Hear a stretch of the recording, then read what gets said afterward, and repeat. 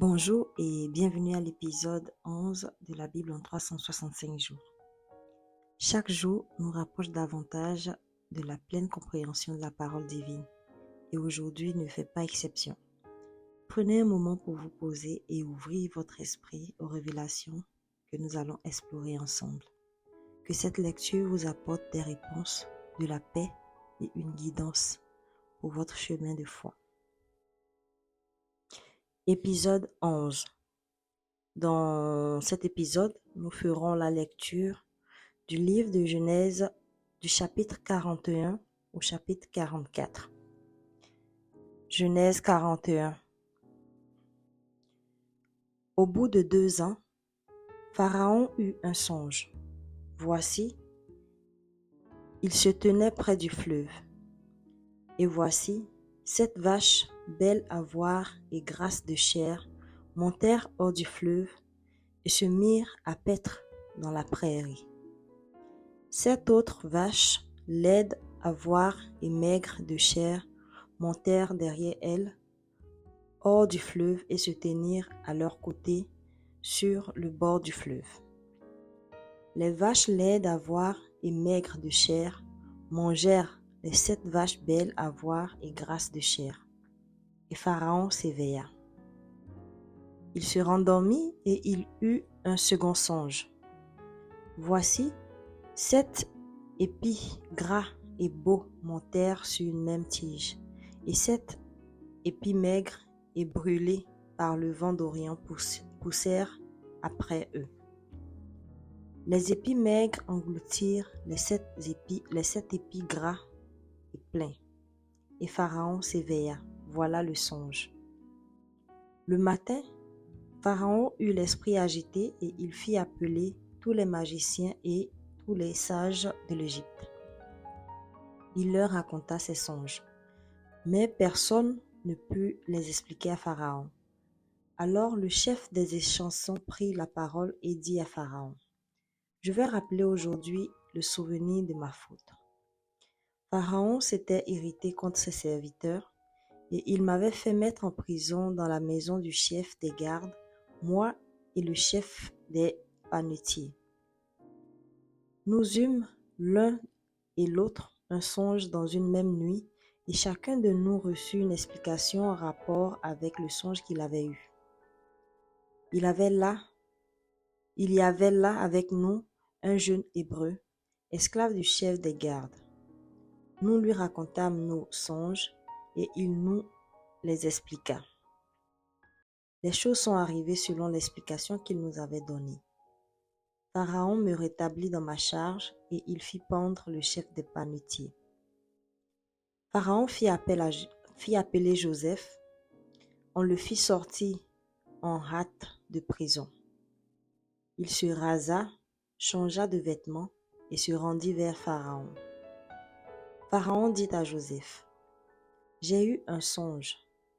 Personne ne peut l'expliquer et j'ai appris que tu expliques un songe après l'avoir entendu. » Joseph répondit à Pharaon en disant, « Ce n'est pas moi, c'est Dieu qui donnera une réponse favorable à Pharaon. » Pharaon dit alors à Joseph, « Dans mon songe, voici, je me tenais sur le bord du fleuve, et voici 7 vaches grasses de chair et belles d'apparence montèrent hors du fleuve et se mirent à paître dans la prairie. 7 autres vaches montèrent derrière elles, maigres, fort laides d'apparence et décharnées. Je n'en ai point vu d'aussi laides dans tout le pays d'Égypte. Les vaches décharnées et laides mangèrent les 7 premières vaches qui étaient grasses. Elles les engloutirent dans leur ventre sans qu'on s'aperçût qu'elles y fussent entrées, et leur apparence était laide comme auparavant, et je m'éveillai. Je vis encore en songe 7 épis pleins et beaux, et montèrent sur une même tige. Les 7 épis vides, maigres, brûlés par le vent d'Orient, poussèrent après eux. Les épis maigres engloutirent les 7 beaux épis. Je l'ai dit aux magiciens, mais personne ne m'a donné l'explication. Joseph dit à Pharaon, ce qu'a songé Pharaon est une seule chose. Dieu a fait connaître à Pharaon ce qu'il va faire. Les 7 vaches belles sont 7 années et les 7 épis beaux sont 7 années. C'est un seul songe. Les 7 vaches décharnées et laides qui montaient derrière les premières sont 7 années et les 7 épis vides brûlés par le vent d'Orient seront 7 années de famine. Ainsi, comme je viens de le dire à Pharaon, Dieu a fait connaître à Pharaon ce qu'il va faire. Voici, il y aura 7 années de grande abondance dans tout le pays d'Égypte. 7 années de famine viendront après elles, et l'on oubliera toute cette abondance au pays d'Égypte, et la famine consumera le pays. Cette famine qui suivra sera si forte qu'on ne s'apercevra plus de l'abondance dans le pays. Si Pharaon a vu le songe se répéter une seconde fois, c'est que la chose est arrêtée de la part de Dieu et que Dieu se hâtera de l'exécuter.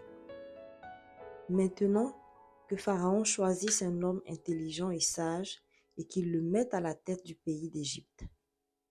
Que Pharaon établisse des commissaires sur le pays pour lever un cinquième des récoltes de l'Égypte pendant les 7 années d'abondance. Qu'il rassemble les produits de ces bonnes années qui vont venir, qu'il fasse sous l'autorité de Pharaon les amas de blé, des approvisionnements dans les villes et qu'il n'en ait la garde. Les provisions seront en réserve pour le pays, pour les 7 années de famine qui arriveront dans le pays d'Égypte, afin que le pays ne soit pas consumé par la famine. Ces paroles plurent à Pharaon et à tous ses serviteurs. Le Pharaon dit à ses serviteurs, « Trouverions-nous un homme comme celui-ci, ayant en lui l'Esprit de Dieu ?» Et Pharaon dit à Joseph, « Puisque Dieu t'a fait connaître toutes ces choses, il n'y a personne qui soit aussi intelligent et aussi sage que toi. Je t'établis sur ma maison et tout mon peuple obéira à tes ordres.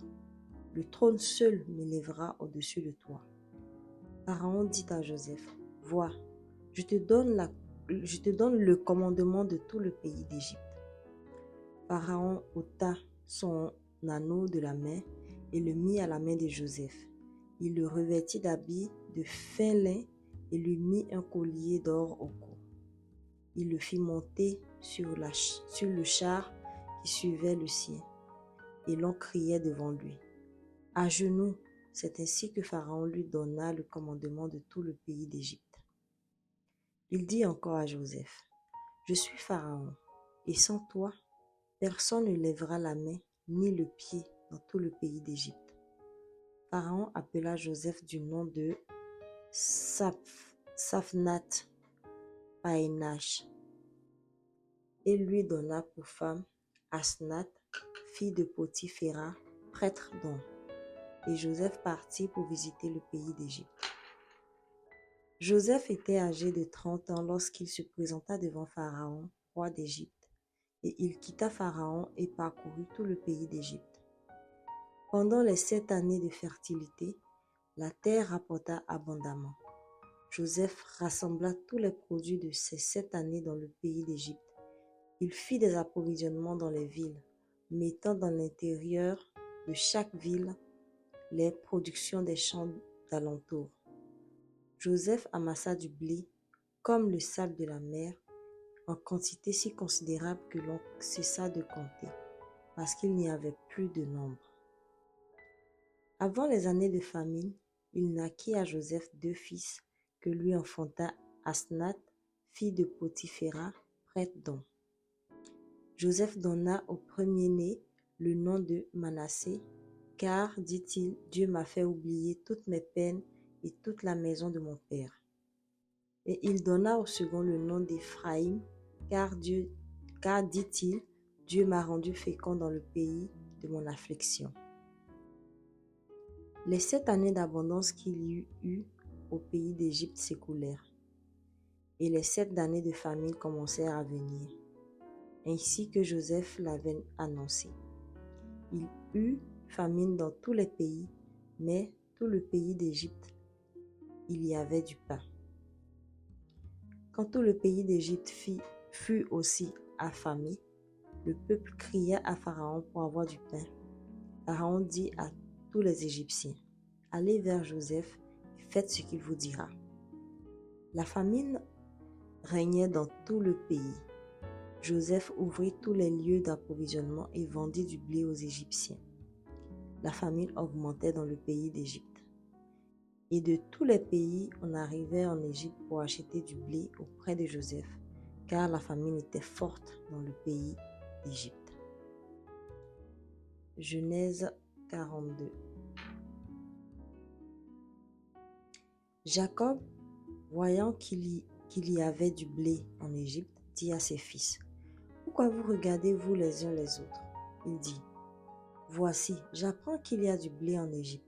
Descendez-y pour nous en acheter, afin que nous vivons et que nous ne mourions pas. » 10 frères de Joseph descendirent en Égypte pour acheter du blé. Jacob n'envoya point avec eux Benjamin, frère de Joseph, dans la crainte qu'il ne lui arrivât quelque malheur. Les fils d'Israël vinrent pour acheter du blé au milieu de ceux qui venaient aussi, car la famine était dans le pays de Canaan. Joseph commandait dans le pays. C'est lui qui vendait du blé à tout le peuple du pays. Les frères de Joseph vinrent et se prosternèrent devant lui, la face contre terre. Joseph vit ses frères et les reconnut, mais il feignit d'être un étranger pour eux. Il leur parla durement et leur dit, « D'où venez-vous » Ils répondirent, « Du pays de Canaan pour acheter des vivres. » Joseph reconnut ses frères, mais eux ne le reconnurent pas.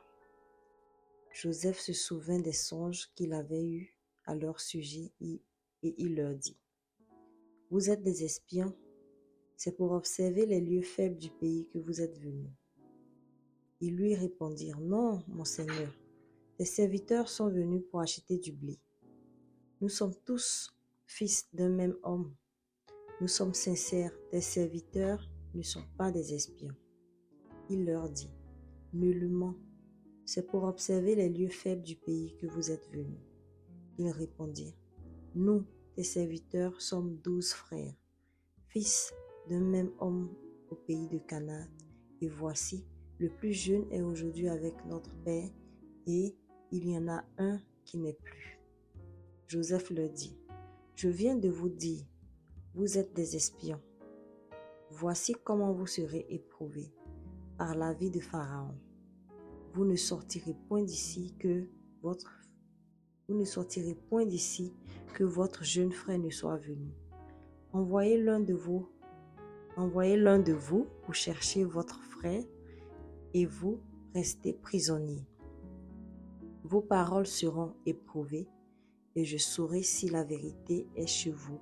Sinon, par la vie de Pharaon, vous êtes des espions. » Et il les mit ensemble 3 jours en prison. Le 3e jour, Joseph leur dit, « Faites ceci et vous vivrez. Je crains Dieu.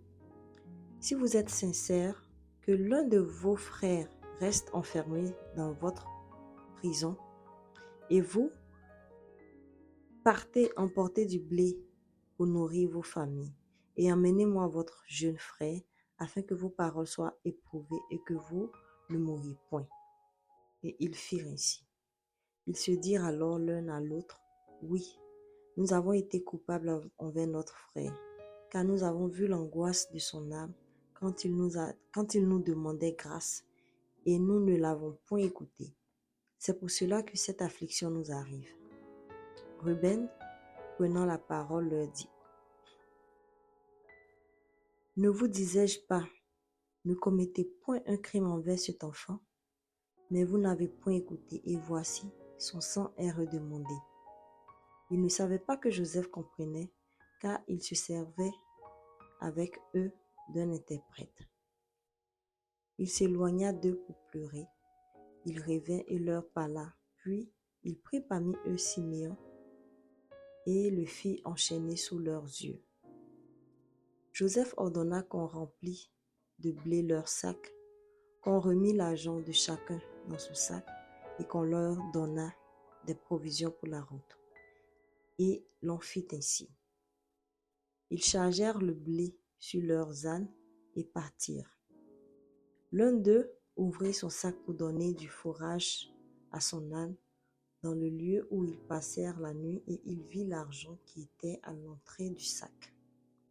Il dit à ses frères, « Mon argent a été rendu, et le voici dans mon sac. » Alors leur cœur fut en défaillance, et ils se dirent l'un à l'autre en tremblant, « Qu'est-ce que Dieu nous a fait? » Ils revinrent auprès de Jacob, leur père, dans le pays de Canaan, et ils lui racontèrent tout ce qui leur était arrivé. Ils dirent, « L'homme qui est le Seigneur du pays nous a parlé durement, et il nous a pris pour des espions. Nous lui avons dit, nous sommes sincères, nous ne sommes pas des espions. Nous sommes 12 frères, fils de notre père, l'un n'est plus, et le plus jeune est aujourd'hui avec notre père au pays de Canaan. Et l'homme qui est le Seigneur du pays nous a dit, voici comment je saurai si vous êtes sincères. Laissez auprès de moi l'un de vos frères, prenez de quoi nourrir vos familles, partez et amenez-moi votre jeune frère. Je saurai ainsi que vous n'êtes pas des espions, que vous êtes sincères. Je vous rendrai votre frère et vous pourrez librement parcourir le pays. Lorsqu'ils vidèrent leur sac, voici le paquet d'argent de chacun était dans son sac. Ils virent, eux et leur père, leur paquet d'argent et ils eurent peur. Jacob leur père leur dit, vous me privez de mes enfants.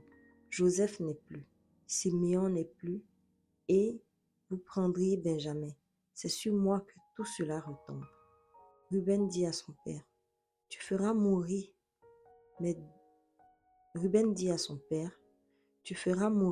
mes deux fils si je ne te ramène pas Benjamin. Remets-le entre mes mains et je te le ramènerai.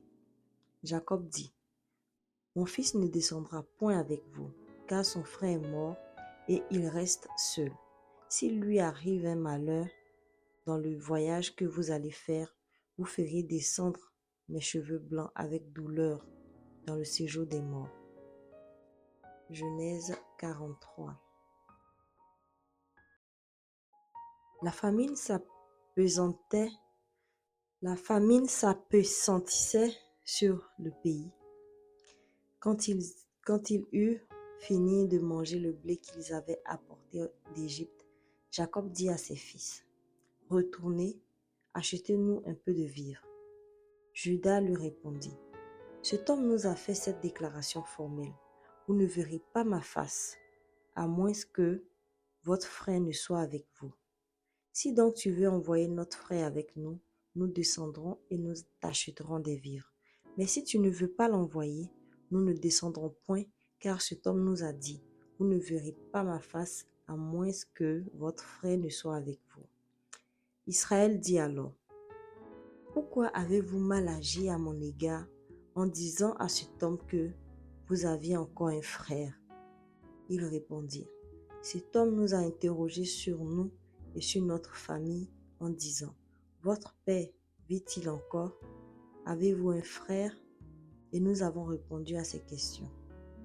Pouvions-nous savoir qu'il dirait, « Faites descendre votre frère » Judas dit à Israël, son père, « Laisse venir l'enfant avec moi, afin que nous nous levions et que nous partions, et nous vivrons et ne mourrons pas, nous, toi et nos enfants.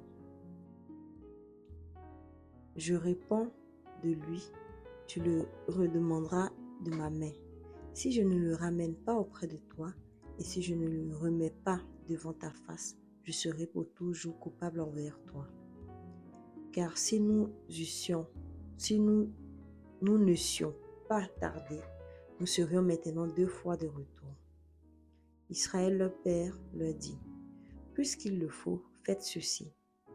Prenez dans vos sacs des meilleures productions du pays pour emporter un présent à cet homme, un peu de baume et un peu de miel, des aromates, de la myrrhe, des pistaches et des amandes.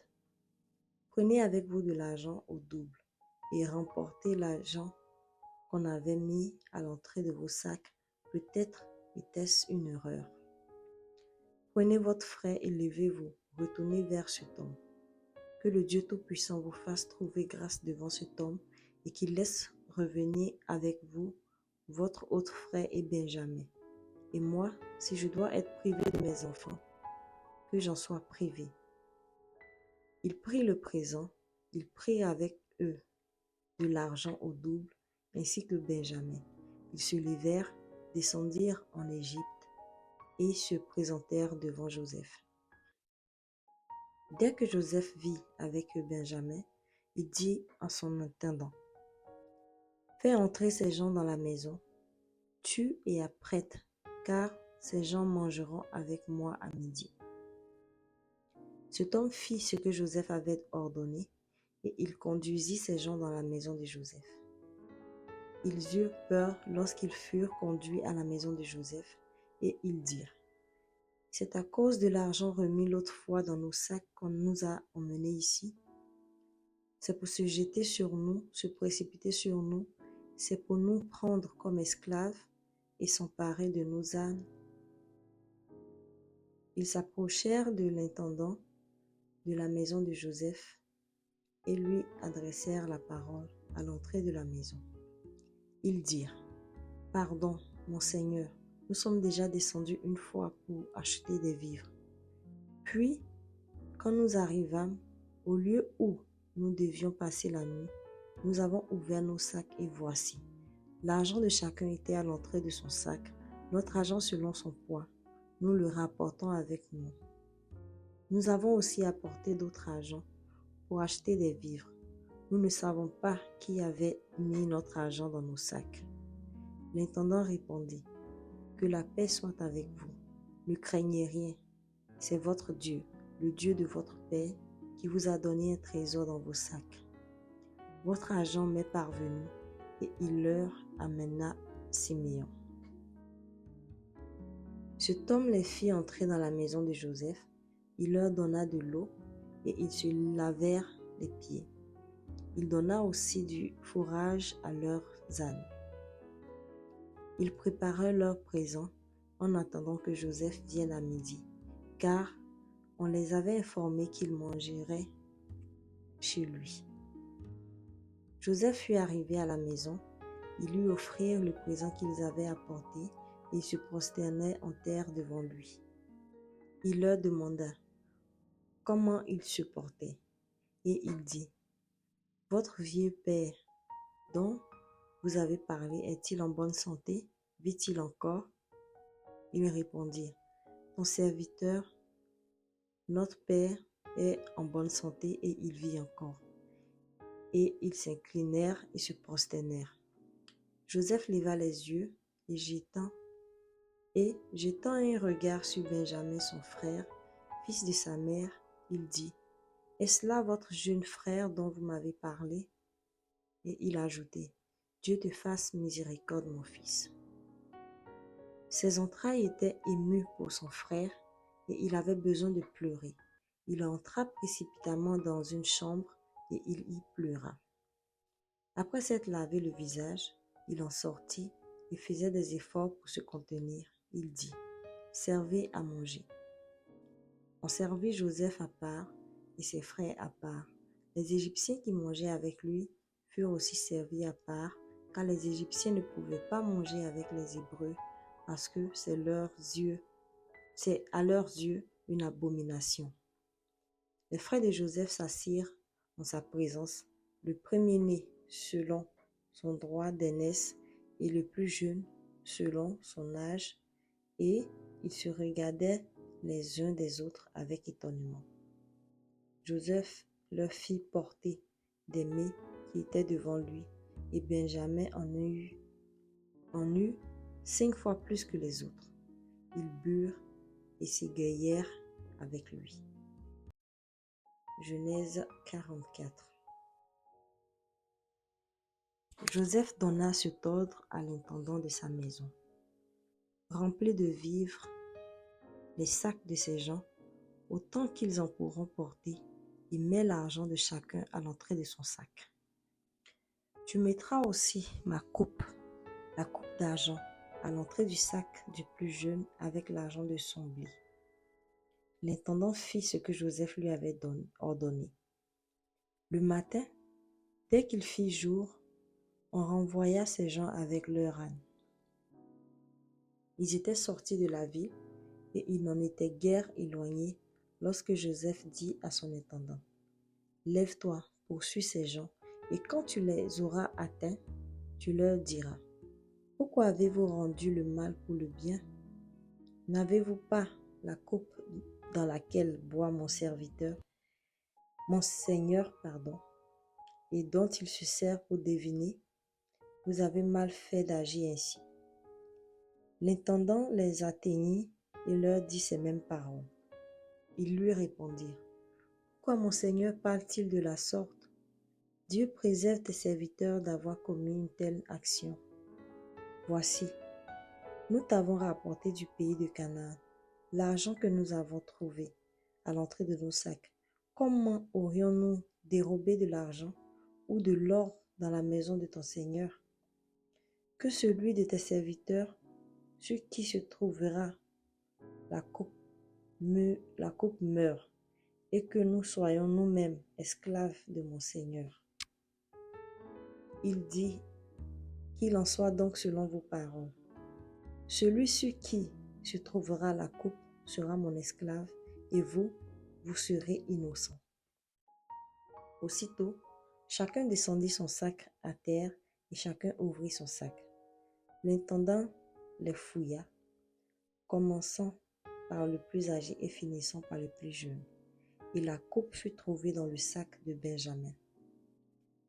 Ils déchirèrent leurs vêtements, chacun rechargea son âne, et ils retournèrent à la ville.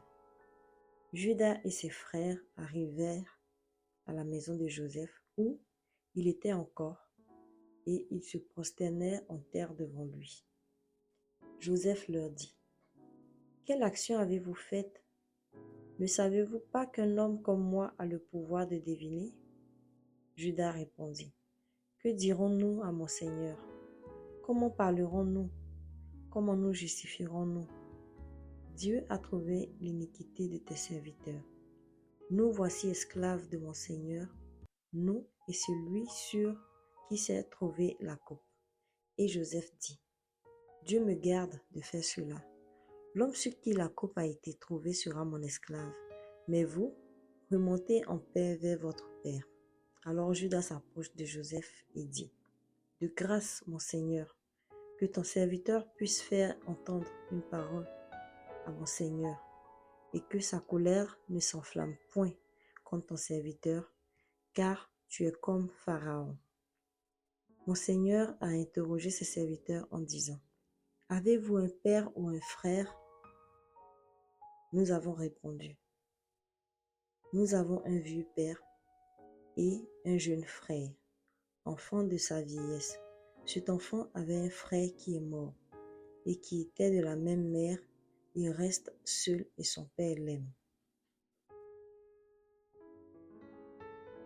Tu as dit à tes serviteurs: Faites-le descendre vers moi et que je le voie de mes propres yeux. Nous avons répondu à mon Seigneur: L'enfant ne peut pas quitter son père. S'il le quitte, son père mourra. Tu as dit à tes serviteurs: Si votre jeune frère ne descend pas avec vous, vous ne reverrez pas ma face. Lorsque nous sommes remontés auprès de ton serviteur, mon père, nous lui avons rapporté les paroles de mon Seigneur. Notre père a dit: Retournez, achetez-nous un peu de vivres. Nous avons répondu: Nous ne pouvons pas descendre, mais si notre jeune frère est avec nous, nous descendrons, car nous ne pouvons pas voir la face de cet homme, à moins que notre jeune frère ne soit avec nous. Ton serviteur, notre Père, nous a dit, vous savez que ma femme m'a enfanté 2 fils. L'un étant sorti de chez moi, je pense qu'il a été sans doute déchiré, car je ne l'ai pas revu jusqu'à présent.